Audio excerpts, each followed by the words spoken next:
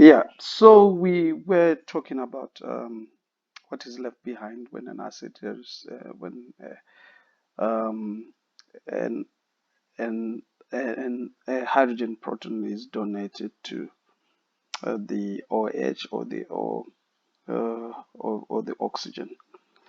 So that's what we were actually trying to uh, talk about. So um, we can go on and say and talk about that. So what is left behind is actually a salt because the metal bit is going to react and the part that is not the hydrogen is also going to combine. So what we are going to get is the salt. So this in this reaction is our salt, right? So that's what we are going to actually end up with. So why do we have this salt? Um, and this is how I remember this. We have got to think about the reactivity series. Uh, if you haven't done the reactivity series, it will be good to go over the reactivity series again. And in the reactivity series is that you need to remember this sentence. Please send Charlie monkeys, Charlie's monkeys, and cute zebras in hard lead cages, right? And so please for potassium, let me just use a different color. Potassium, sodium, yes, Charlie's monkeys, calcium, monkeys, magnesium, and aluminium. Cute is carbon, zebra, zinc, iron. I can't write this from the symbol for iron. Iron, hydrogen. I need to, and this is your magnesium here, and this is your lead, and this is your copper. Right. So the thing that you need to be able to know is that you've got to think about this reactivity series it actually shows which one is the most reactive. Why is potassium more reactive than sodium? It is the reason. It is because potassium has got a higher desire to lose electrons than sodium. So it means that it will easily lose its electrons than sodium. And therefore, if it loses electrons than sodium, it means that it is more reactive. So it means that in this case, your potassium has got the highest desire to lose electrons than your copper. So it means that anything that is above any element is more reactive than the other. So it means that, in other words, your magnesium is more reactive than aluminium, and your carbon is more reactive than zinc, and so on. So that's what it actually means. So now, if you look at this reaction that we've got your hydrogen and magnesium.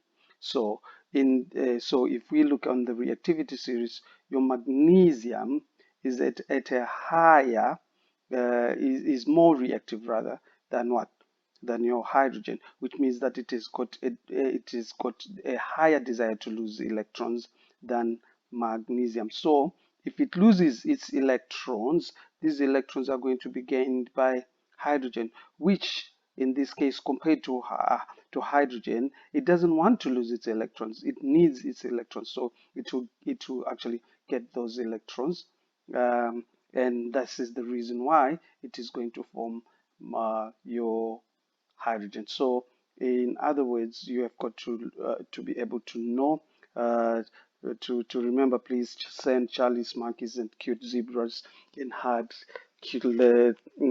lead cages. So that's a sentence that you might need to help you to remember the reactivity um, series. So yeah, if you are reacting a metal in this, and this reaction is important because it is this reaction is actually called a displacement reaction. It is a displacement reaction. And the thing is that your hydrogen is actually displaced, so that's the reason why it is called a displacement reaction. Or sometimes besides being a displacement reaction, it is actually a redox reaction. Why is it a redox reaction? Because magnesium has got an oxidation state of 0, because it is an element, and your hydrogen has got an oxidation state, oh god, an oxidation state of plus, and here it has got an oxidation state of +2, the magnesium, and your hydrogen has got an oxidation state of 0. So what has happened is that the magnesium has been oxidized. I'm sorry, this is becoming messy, and your hydrogen has been reduced. Yeah, hydrogen has been reduced. So because of that, this is a redox reaction,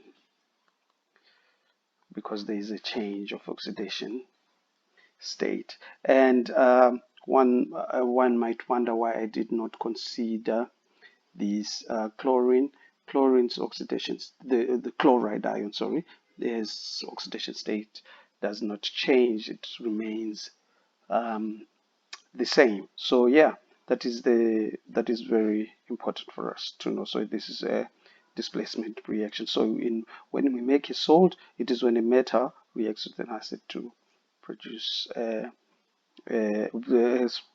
acid with a metal to produce a salt and hydrogen.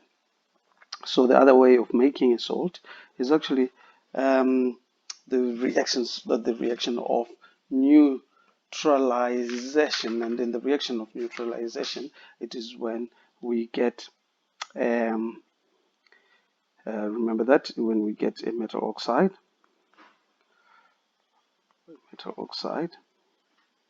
and we react it with an acid, and we get salt and water.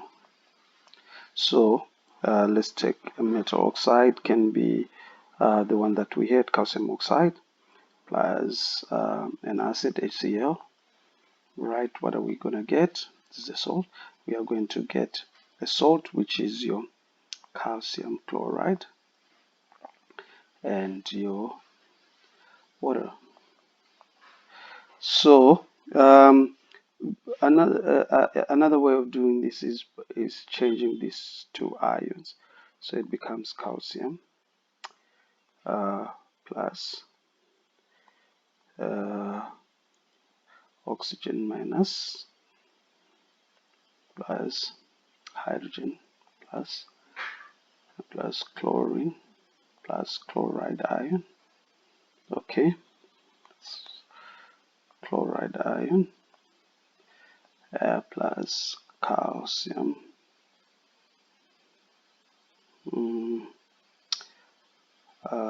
calcium chloride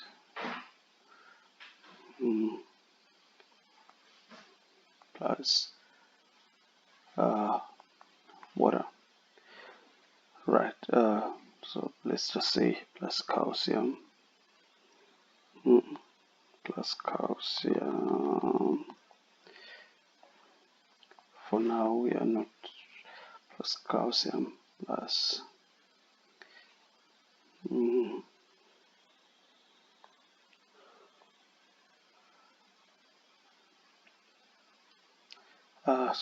chloride ion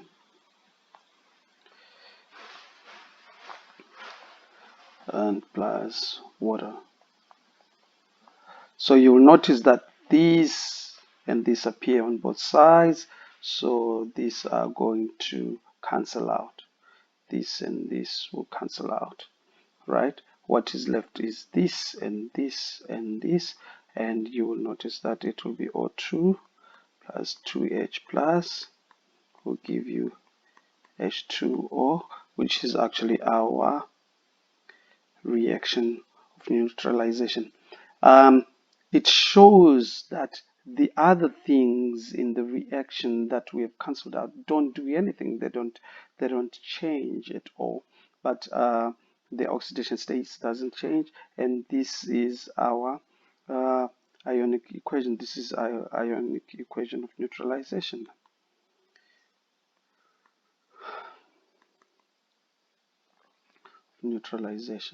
And this equation actually summarizes everything that happens in a neutralization reaction, acid-base neutralization reaction. So it doesn't matter what reacts, it doesn't matter what the acid that you're going to use, it doesn't matter what is the metal oxide that you're going to use.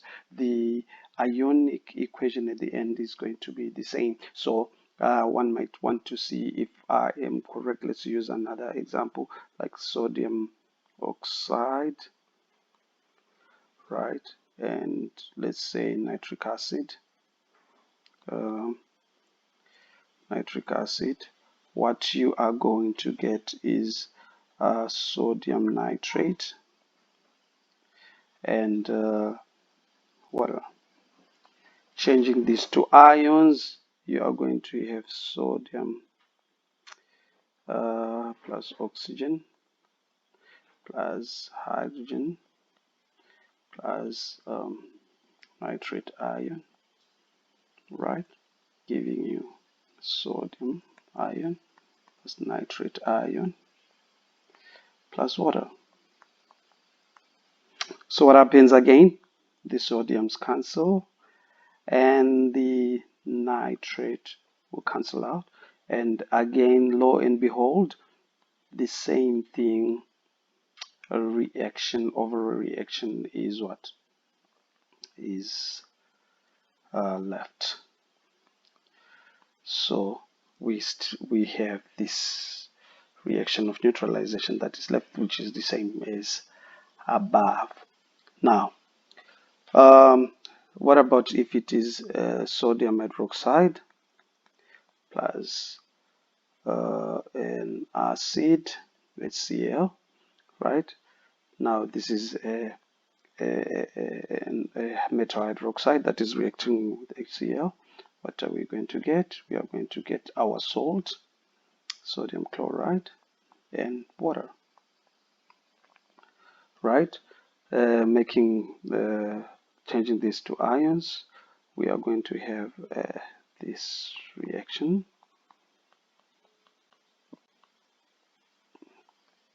right? Ions, right, and water. So what happens again is the same thing. This and this cancel out, and this cancel out. So what are we going to be left with is your equation of neutralization. Okay. You remember that at the top, we talked about a base as let me see if I can find it. It looks like I can't find it. We talked about a base as a carbonate also. We said that a base is also called a carbonate. It's here. It's also a metal carbonate. So what happens in a metal carbonate? It's very important to know. Let's take, for example, copper carbonate, right? And the copper carbonate is reacting, let's use a simple acid, hydrochloric acid, and we are going to get copper chloride. And before I go to that, let me write the general equation. So metal carbonate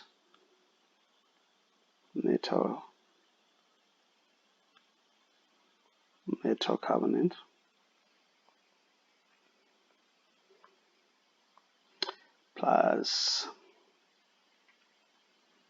acid, you will get a salt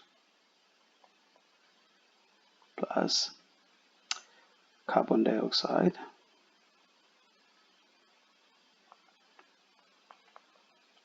and water.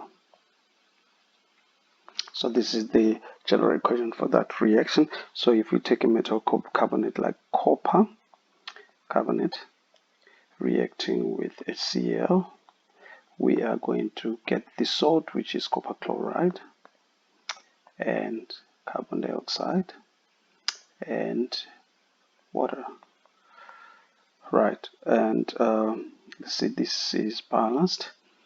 Okay, right. So what are we going to have at the end of the day? This is how. This is what happens here.